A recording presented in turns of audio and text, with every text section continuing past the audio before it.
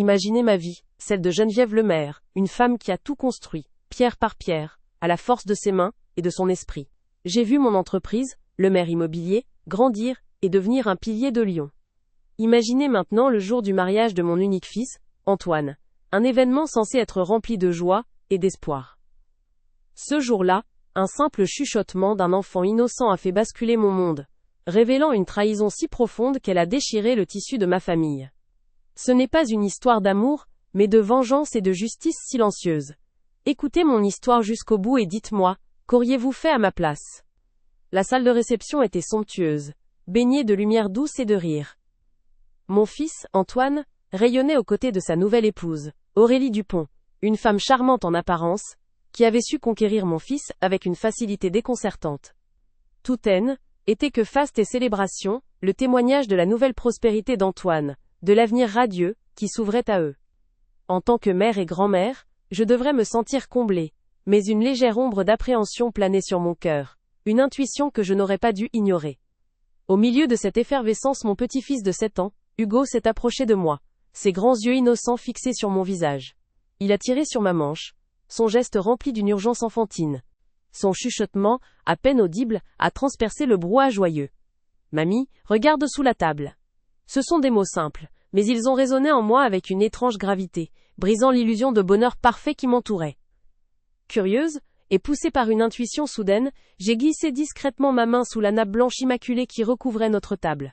Mes doigts ont rencontré un objet froid et métallique, petit, mais étonnamment lourd.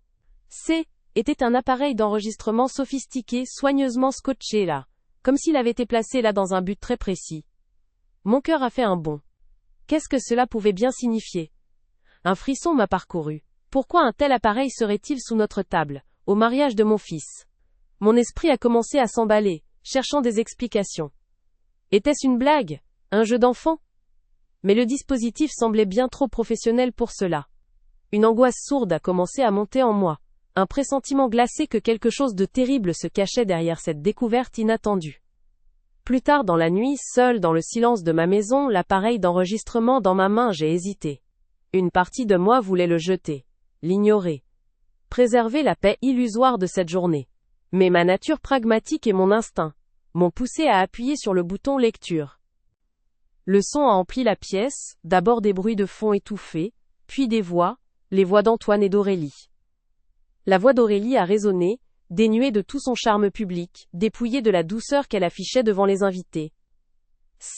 Était une voix froide, calculatrice, qui exposait sans phare un plan machiavélique.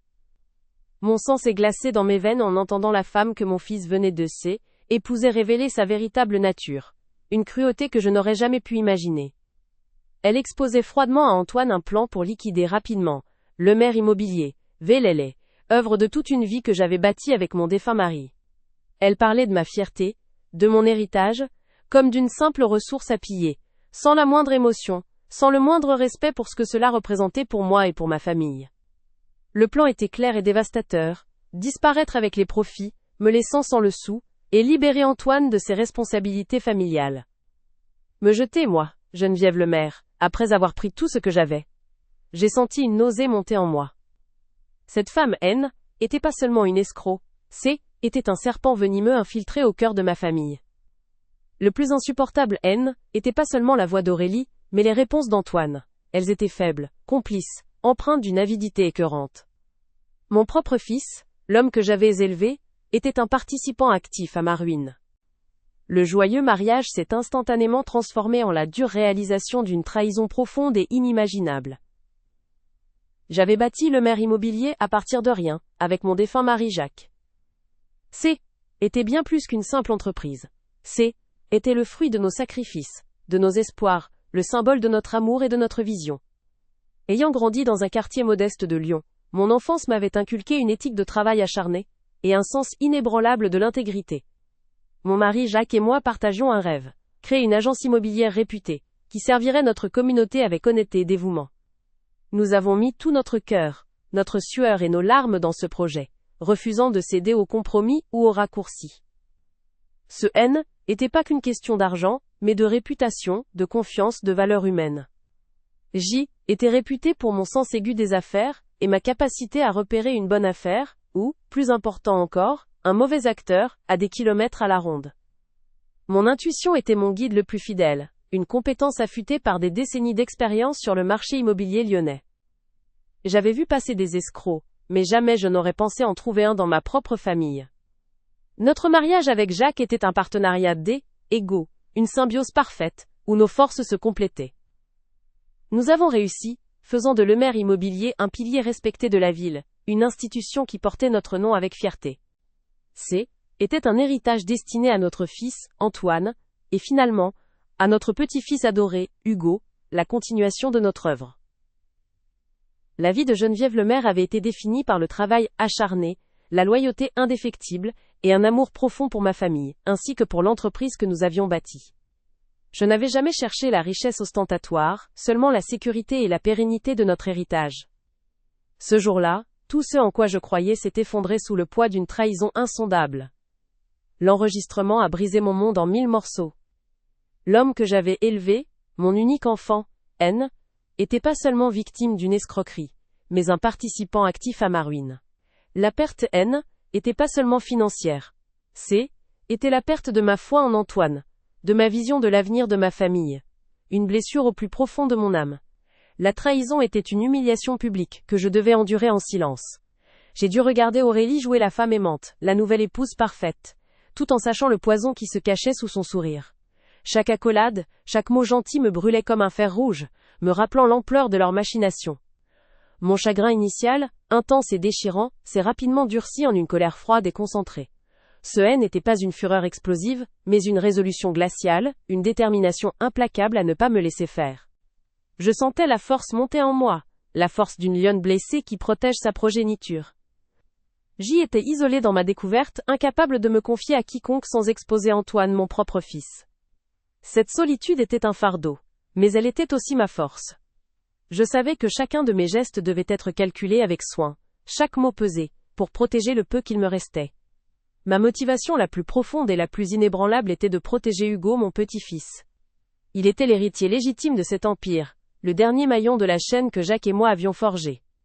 Je ne pouvais pas permettre que son avenir soit volé par l'avidité et la tromperie. Était une promesse que je me faisais à moi-même et à l'esprit de mon mari. Mon plus grand avantage résidait dans mes décennies d'expérience et mon intelligence sous-estimée. Beaucoup me voyaient comme une vieille femme, mais étais une experte du droit immobilier local, une négociatrice avisée, et je possédais une connaissance encyclopédique du marché immobilier lyonnais, acquise au fil des ans. Étais une stratège née, capable d'anticiper les coups, de déceler les failles, et de transformer les obstacles en opportunités. Ma réputation N était pas seulement celle d'une femme d'affaires respectée, mais aussi d'une adversaire redoutable, quand il le fallait. Cette expérience allait être mon arme la plus puissante dans la bataille à venir. Je disposais également d'une ressource cachée. Un réseau d'anciens contacts loyaux de mon apogée professionnel. Parmi eux Philippe Duval, un détective à la retraite, un homme d'une discrétion et d'une efficacité rares, qui me devait une faveur depuis des années. Son aide serait inestimable pour déterrer les secrets. J'avais aussi dans mon cercle une avocate perspicace et discrète, dont l'aile, éthique, et la sagacité étaient sans faille. Elle était une alliée précieuse, capable de naviguer dans les méandres du droit, avec une finesse que peu possédaient. Sa loyauté envers moi était absolue, forgée par des années de collaboration. Enfin, une poignée d'employés de longue date chez Lemaire Immobilier M étaient farouchement loyaux, et non à Antoine. Ils avaient vu l'entreprise grandir, ils connaissaient ma vision et ma probité. Ils seraient mes yeux et mes oreilles à l'intérieur, des sources d'informations cruciales pour ma contre-offensive. Surtout, Geneviève, toujours pragmatique, avait discrètement conservé des clauses légales spécifiques au sein des statuts de la société Lemaire Immobilier. Ces clauses, obscures pour le profane, me conféraient certains pouvoirs et protections en cas de malversation ou de tentative de liquidation forcée. Antoine, aveuglé par le charme d'Aurélie et son propre désir de richesse facile, avait négligé ces clauses, les considérant comme de simples formalités insignifiantes. Il ne savait pas qu'il avait laissé une brèche béante dans leur plan, une porte dérobée que seul moi pouvais ouvrir. Ma stratégie initiale fut d'adopter une façade de béate ignorance, feignant même une légère diminution de mes facultés mentales. Je voulais qu'ils me sous-estiment, qu'ils me croient inoffensive, pour qu'ils baissent leur garde et révèlent belle étendue de leur plan sans méfiance. Je les laisserais croire que leur plan se déroulait sans accroc, leur donnant la fausse impression qu'ils étaient en contrôle. Chaque petite victoire qu'ils penseraient remporter ne ferait que les enfoncer davantage dans leur propre piège, me fournissant les preuves nécessaires pour les démasquer. Secrètement, j'ai activé mon réseau. La première mission fut pour Philippe Duval. Je lui ai demandé de fouiller le passé d'Aurélie, de ne laisser aucune pierre non retournée. Je savais que derrière son sourire se cachait une histoire, et je devais la découvrir avant qu'elle ne détruise tout. Et Philippe n'a pas tardé à trouver les premières fissures. Le jeu changea véritablement lorsque les premières informations tombèrent. Une traînée d'alias, de mariages abandonnés et d'escroqueries financières à travers différentes régions. Aurélie Dupont-N était qu'un nom parmi tant d'autres. Le vrai combat ne faisait que commencer. Aujourd'hui, vous allez découvrir comment j'ai transformé la trahison de mon propre fils et de sa nouvelle épouse en leur pire cauchemar. Récupérant mon héritage et assurant l'avenir de ma famille. Imaginez ma vie, celle de Geneviève Lemaire, une femme qui a tout construit, pierre par pierre, à la force de ses mains et de son esprit. Ecta.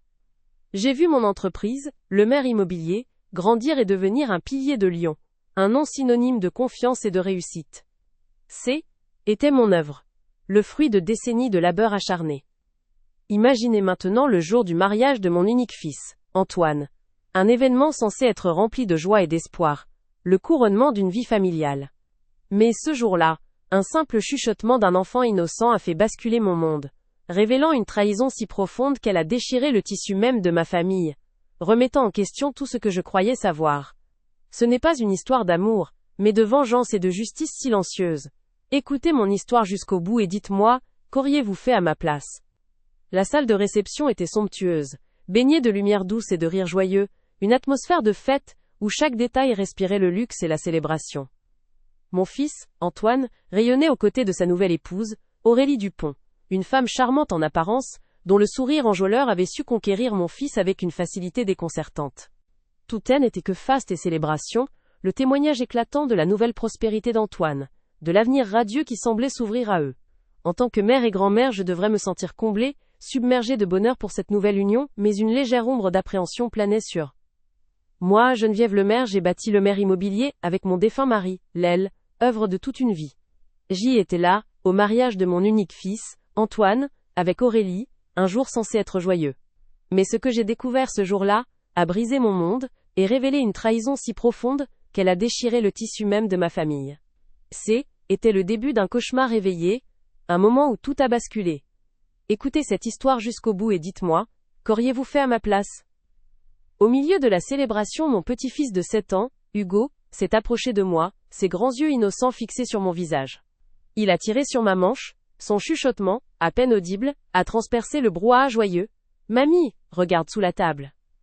Poussé par une intuition soudaine, j'ai glissé discrètement ma main sous la nappe immaculée. Mes doigts ont rencontré un objet froid et métallique, un petit appareil d'enregistrement sophistiqué, soigneusement scotché là. Un frisson m'a parcouru. Qu'est-ce que cela pouvait bien signifier? Plus tard dans la nuit, seul dans le silence de ma maison, l'appareil dans ma main, j'ai hésité. Ma nature pragmatique m'a poussé à appuyer sur lecture. La voix d'Aurélie a rempli la pièce, dénuée de son charme public, exposant froidement à Antoine un plan machiavélique. Liquider Lemaire Immobilier, n'a-t-il, œuvre de ma vie, et disparaître avec les profits, me laissant sans le sou. Le plus insupportable fut d'entendre les réponses faibles et complices d'Antoine. Mon propre fils participait activement à ma ruine. Le joyeux mariage s'est instantanément transformé en une trahison profonde et inimaginable. Ma vie a commencé loin du faste et des réceptions luxueuses, dans un quartier modeste de Lyon, où chaque sou comptait, et où le travail était la seule monnaie des échanges. J'y était Geneviève, une enfant curieuse et déterminée, qui a appris très tôt la valeur de l'effort et la dignité d'une parole donnée. Mes parents m'ont inculqué une éthique inébranlable, me montrant que l'intégrité était plus précieuse que n'importe quelle richesse matérielle. Ces leçons ont forgé la femme que je suis devenue, une femme qui ne recule devant rien pour défendre ce qui est juste. C'est là, dans cette ville que j'aimais tant, que j'ai rencontré Jacques. Il était mon égal, mon partenaire en tout, et ensemble, nous avons rêvé de bâtir quelque chose de grand. Pas seulement pour nous, mais pour notre communauté. Notre ambition était simple, créer une agence immobilière qui serait synonyme de confiance et d'honnêteté, où chaque client se sentirait respecté et bien servi. Était un rêve fou, mais nous y croyions avec une ferveur inébranlable, main dans la main. Les débuts furent difficiles, semés d'embûches et de sacrifices. Nous avons travaillé sans relâche, parfois jusqu'à l'épuisement. sacrifiant nos week-ends et nos soirées pour que le maire immobilier puisse voir le jour. Chaque signature de contrat, chaque clé remise à un nouveau propriétaire, était une victoire durement acquise, le fruit de notre sueur et de nos larmes. Nous avons appris à nous relever après chaque revers, à puiser dans notre résilience pour continuer à avancer, toujours ensemble. Avec les années, mon sens des affaires s'est aiguisé, devenant presque une seconde nature. J'avais un flair particulier pour dénicher les bonnes affaires, mais surtout, pour repérer les imposteurs et les mauvais acteurs à des kilomètres à la ronde. Mon intuition était mon meilleur allié, une compétence affûtée par des décennies passées à naviguer les eaux parfois troubles du marché immobilier lyonnais. Je savais lire entre les lignes, comprendre les non-dits et anticiper les mouvements de mes interlocuteurs, une qualité que j'avais toujours mise au service de mon entreprise et de mes clients. Le maire immobilier est devenu bien plus qu'une simple agence. C'est devenu une institution respectée à Lyon, un nom sur lequel on pouvait compter. Nous avons bâti notre réputation sur la transparence, le dévouement et un service irréprochable. Notre entreprise N n'était pas qu'une question de transaction. C était une question de relation, de confiance mutuelle et d'un engagement profond envers les familles que nous aidions à trouver leur foyer. Chaque brique posée était un gage de notre intégrité. Pour Jacques et moi, le maire immobilier était l'île, œuvre de notre vie, le reflet de notre amour et de nos valeurs partagées. C était notre héritage, un symbole tangible de ce que deux personnes pouvaient accomplir avec de la persévérance et une vision commune. Nous l'avons imaginé comme un pont entre notre passé modeste et un avenir prospère, un futur que nous espérions transmettre à notre fils, puis à notre petit-fils, pour que notre histoire continue à écrire. Nous avons élevé Antoine avec ces mêmes principes, lui montrant l'importance du travail acharné, de l'honnêteté et de la loyauté. Nous rêvions qu'il reprenne les rênes, qu'il perpétue notre vision, et, qu'à son tour, il transmette cet héritage à Hugo. C était la progression naturelle, le chemin que nous avions tracé avec tant d'amour et d'espoir, une continuité familiale qui était au cœur de toutes nos aspirations. J'avais une foi inébranlable en cette destinée. Avant ce jour de mariage funeste, ma vie était pleine et équilibrée. J'avais la satisfaction d'un travail accompli, la chaleur de ma famille, et la fierté d'avoir bâti quelque chose de durable. J'y étais entouré de gens loyaux, d'amis et de collaborateurs qui partageaient mes valeurs. Je pouvais regarder en arrière sans regret et envisager l'avenir avec sérénité, persuadé que tout était en ordre, que mon monde était solide, ancré dans la confiance et l'affection. Le plus précieux de tous mes liens était celui avec mon petit-fils, Hugo. Il était la lumière de mes jours, l'héritier légitime de cet empire que Jacques et moi avions forgé avec tant de peine et d'amour. Son avenir était ma priorité absolue, la raison d'être de chaque décision, de chaque sacrifice. Je voulais lui laisser un monde sûr, une entreprise saine, un nom respecté, pour qu'il puisse à son tour construire sa propre histoire, sur des fondations solides. Ce que j'ai découvert ce jour-là, n'était pas seulement une attaque contre mes biens, mais une attaque contre tout ce que j'avais bâti, contre ma famille, contre l'héritage de Jacques et l'avenir d'Hugo. C était la destruction de ma confiance, le déchirement de liens sacrés, et la remise en question de toute une vie de dévouement. On ne me volait pas seulement de l'argent, on me volait mon histoire, mon intégrité, et la paix de mon âme. L'enregistrement avait brisé mon monde en 1000 éclats. Ce N était pas seulement les mots d'Aurélie qui résonnaient, mais surtout les silences et les faibles acquiescements d'Antoine, mon propre fils. L'homme que j'avais élevé, celui pour qui j'avais tout sacrifié, était non seulement victime de cette escroquerie, mais un participant actif, un complice dans ma propre ruine. C était un coup de poignard en plein cœur, une douleur que je n'aurais jamais cru pouvoir ressentir. Le mariage qui aurait dû être un symbole d'espoir et de nouveau départ, était transformé en un monument froid à la tromperie. Chaque souvenir de cette journée, des rires au discours, était désormais teinté d'amertume et de dégoût. Comment avais-je pu être si aveugle? Comment Antoine, mon Antoine, avait-il pu tomber si bas, entraîné par l'appât du gain et les manipulations d'une inconnue? La perte était pas seulement financière, même si l'idée de voir le maire immobilier s'effondrer me déchirait l'âme. C était une perte bien plus profonde, celle de ma foi en Antoine, en ce lien indéfectible qui unit une mère à son enfant. C était la perte d'un avenir que j'avais imaginé pour ma famille, bâti sur des fondations solides de travail et de respect. La trahison était d'autant plus insupportable qu'elle était une humiliation publique que je devais endurer en silence. Chaque fois que je voyais Aurélie jouer son rôle de femme aimante, de nouvelle épouse parfaite, un venin froid me parcourait les veines. Je devais sourire, faire semblant, tandis que son poison se répandait insidieusement dans les fondations de ma vie, sous les yeux de tous. Mon chagrin initial, intense et déchirant, s'est rapidement transformé. Était comme si le feu de la douleur était éteint pour laisser place à une braise froide et concentrée. Ce n'était pas une fureur explosive, mais une résolution glaciale, une détermination implacable à ne pas me laisser faire, à ne pas les laisser détruire tout ce que j'avais construit. Était isolée dans ma découverte, prisonnière de cette terrible vérité. Comment aurais-je pu me confier à quiconque sans exposer Antoine, mon propre fils, aux yeux du monde? Cette solitude était un fardeau écrasant, mais elle était aussi ma force. Je savais que chaque geste, chaque mot, devait être calculé avec une précision chirurgicale, pour protéger le peu qu'il me restait. Les premières semaines furent un calvaire. Je devais maintenir une façade de normalité, participer aux repas de famille, écouter leurs projets d'avenir pour l'entreprise, tout en sachant que chacun de leurs mots était un mensonge, une pierre de plus ajoutée à Ethel, édifice de ma ruine. Était une torture silencieuse, un affront quotidien à mon intelligence et à mon cœur. Très vite, j'ai commencé à percevoir les changements subtils dans la façon dont Antoine et Aurélie me traitaient. Les appels se faisaient plus rares, les décisions importantes étaient prises sans ma consultation, et mon avis, autrefois si précieux, était désormais balayé d'un revers de main, sous prétexte de modernisation. Ils ont commencé à me mettre à hal, écart, doucement, insidieusement. Un jour, Antoine m'a gentiment suggéré de prendre un peu de recul, de profiter de ma retraite, arguant que les affaires d'aujourd'hui étaient différentes. Était un euphémisme poli pour me dire que était dépassé, inutile, une entrave à leur plan. Un moment particulièrement douloureux fut lorsque j'ai appris, par hasard, qu'une réunion cruciale, concernant la vente d'un immeuble phare de Lemaire Immobilier, avait eu lieu sans moi.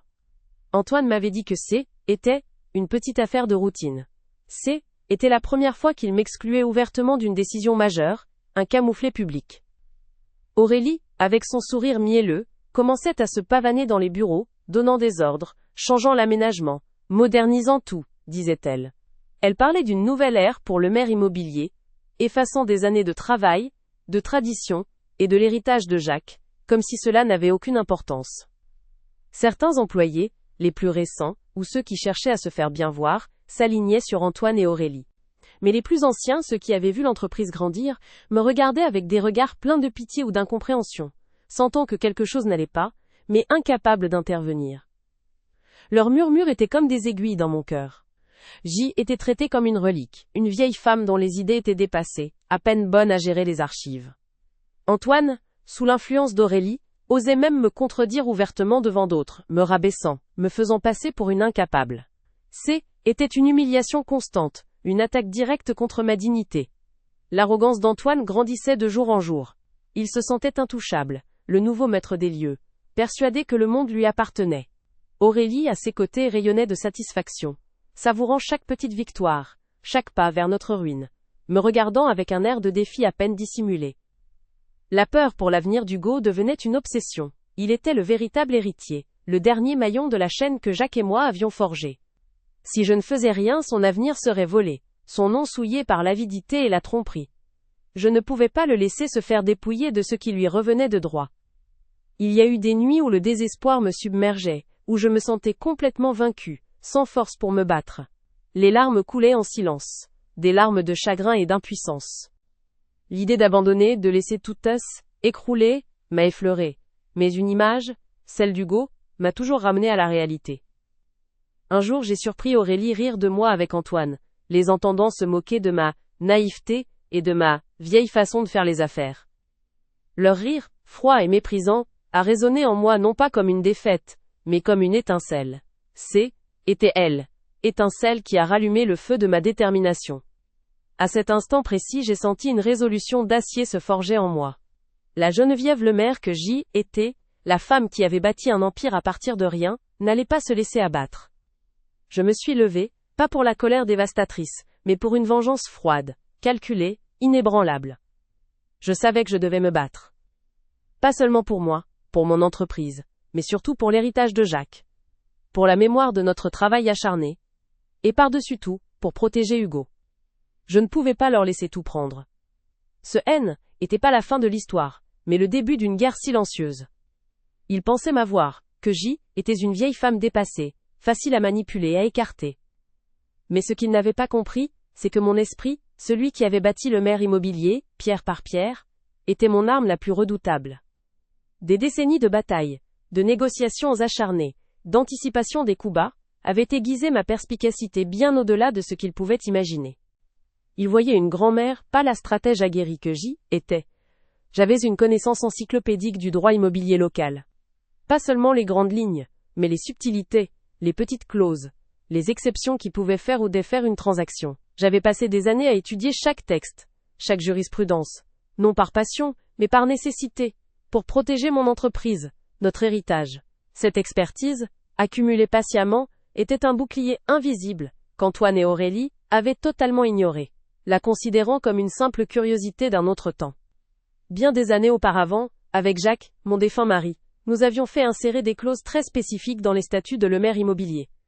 Des garde-fous, des mécanismes de protection contre toute tentative de liquidation forcée ou de malversation. Des phrases complexes, perdues au milieu de la paperasse juridique, que seul un œil averti pouvait déceler et interpréter. Antoine, obnubilé par l'argent rapide et le charme d'Aurélie, n'y avait jamais prêté la moindre attention, les considérant comme de simples formalités insignifiantes. Ces clauses étaient ma forteresse secrète, ma ligne de défense ultime. Elles me conféraient des pouvoirs que personne ne soupçonnait, des droits de veto absolus, des exigences de consultation strictes, des procédures d'approbation complexes qui rendaient toute vente majeure, ou toute tentative de démantèlement quasiment impossible sans mon coup-ultime. Consentement explicite et pleinement informé. Était une protection que j'avais conçue pour l'entreprise, pour notre héritage, et qui se révélait aujourd'hui être ma meilleure défense, insoupçonnée. Mon réseau, était ma seconde armée, silencieuse, mais puissante. Philippe Duval, un détective privé à la retraite, était le premier que j'ai contacté. Il me devait une fière chandelle pour une vieille affaire, où j'avais sauvé sa réputation d'une accusation injuste. Philippe était un homme d'ombre, discret, efficace, avec des ressources insoupçonnées. Il était ma clé pour déverrouiller le passé trouble d'Aurélie, pour révéler ses secrets les plus enfouis, sans laisser de traces. Ensuite il y avait mon avocate, une femme d'une intelligence rare, dont la discrétion n'avait de égale que son efficacité redoutable. Sa loyauté envers moi était inébranlable, forgée par des années de collaboration où elle avait vu ma probité et mon intégrité. Elle serait mon guide dans le labyrinthe juridique, celle qui transformerait mes intuitions en actions légales irréfutables, sans jamais attirer l'attention indésirable sur mes manœuvres. Et puis il y avait mes fidèles employés. Ceux qui étaient là depuis le début, qui avaient vu Jacques et moi bâtir Lemaire Immobilier brique par brique. Ils n'étaient pas loyaux à Antoine, mais à l'entreprise elle-même et à ses valeurs fondamentales. Ils seraient mes yeux et mes oreilles à l'intérieur, des sources d'informations inestimables sur les mouvements d'Antoine et d'Aurélie, des sentinelles silencieuses prêtes à me signaler le moindre faux pas, la moindre tentative de manipulation. Antoine et Aurélie étaient aveuglés par leur arrogance et leur cupidité dévorante. Ils me voyaient comme un obstacle mineur, une figure du passé à écarter poliment, voire à ignorer. Ils n'imaginaient pas que sous mon apparence calme se cachait une femme capable de manœuvrer, avec la finesse d'un joueur d'art, échecs, possédant un réseau et des connaissances légales qu'ils n'auraient jamais pu anticiper, encore moins contrecarrer. Ma motivation allait bien au-delà de la simple récupération d'argent ou de pouvoir. Était pour Jacques, pour l'héritage qu'il avait laissé derrière lui, et surtout pour Hugo, mon petit-fils adoré. Je ne pouvais pas laisser son avenir être volé, son nom souillé par l'avidité et la tromperie. Cette profonde conviction était le moteur de ma résilience, une force intérieure que rien ne pouvait briser, mon cœur de lionne. Tous ces éléments combinés, mon esprit affûté, ma connaissance approfondie du droit, mes clauses secrètes et mon réseau fidèle, formaient un arsenal redoutable. Ils pensaient m'avoir mise au tapis, reléguée au rang de spectatrice impuissante, mais ils avaient simplement réveillé la Geneviève Lemaire, qu'ils n'auraient jamais dû sous-estimer. La partie était pas finie. Elle ne faisait que commencer, et cette fois, était moi qui tenais toutes les cartes. La vengeance était désormais inévitable. La réunion du conseil d'administration, convoquée par Antoine, était censée être leur couronnement. Ils voulaient finaliser la vente de l'immeuble phare de Lemaire Immobilier, celui qui symbolisait le plus notre réussite. Antoine affichait une arrogance insupportable, déjà convaincu de sa victoire, tandis qu'Aurélie rayonnait de sa fausse assurance, le sourire aux lèvres, prête à signer l'acte final de notre spoliation. Moi, Geneviève Lemaire, étais assise là, discrète, mais mon calme était celui d'une tempête qui s'annonçait. Lèche, œil de l'ouragan, avant qu'il ne déchaîne sa fureur. Ils ne se doutaient de rien, aveuglés par leur cupidité et leur sentiment d'impunité, pensant que la vieille femme était qu'une formalité à écarter. Alors qu'Antoine s'apprêtait à prendre la parole pour valider la transaction, j'ai levé la main, un geste simple qui a figé l'assemblée. Ma voix, claire et posée, a traversé le silence. Avant d'aller plus loin, permettez-moi de vous présenter la véritable identité de Madame Dupont. J'ai fait signe à mon avocate qui a distribué les dossiers de Philippe Duval. La pièce est remplie des murmures choqués en découvrant les photos, les alias, les preuves irréfutables de fraude et de bigamie à travers le pays. Aurélie, ou plutôt Valérie Moreau, pâlit, son sourire s'effondrant pour laisser place à une terreur palpable. Le choc passé, j'ai tourné mon regard vers Antoine, dont le visage était désormais livide. Et vous, mon fils, vous avez négligé des détails cruciaux. J'ai alors exposé, point par point, les clauses légales spécifiques que Jacques et moi avions insérées dans les statuts de Lemaire Immobilier. J'ai démontré, avec la précision d'une horlogère, que toutes leurs tentatives de liquidation étaient non seulement frauduleuses, mais légalement nulles et non avenues. Chaque mot était une piqûre, chaque article de loi une chaîne qui se refermait sur lui, révélant sa complicité non seulement morale mais aussi juridique. La salle était en ébullition. Antoine, publiquement humilié, tentait de bafouiller des excuses, mais ses mots se perdaient dans le brouhaha, son autorité évaporant sous le poids de la vérité. Aurélie, prise au piège, a tenté de échapper, de fuir la pièce, comme un rat acculé. Mais les portes étaient gardées par les regards froids et les documents légaux, tandis que mon avocate, impassible, s'assurait que chaque mouvement était documenté. Ses gains mal acquis étaient déjà gelés. Sa réputation, s'il en restait une, était en lambeaux, irrévocablement ruinée. J'ai repris mon siège, le cœur lourd mais l'esprit apaisé. Le silence est revenu, pesant cette fois. J'ai regardé Antoine, non pas avec de la haine, mais avec une profonde tristesse mêlée à une résolution d'acier. Certains héritages se construisent sur la confiance, Antoine. Ai-je dit, ma voix basse mais ferme. D'autres, s'effondrent sous la tromperie. Lemaire Immobilier était de nouveau entre mes mains, son intégrité restaurée, son avenir pour Hugo enfin sécurisé. J'avais gagné, non par vengeance aveugle, mais par justice silencieuse, protégeant ce que nous avions construit, et ce qui était destiné à mon petit-fils.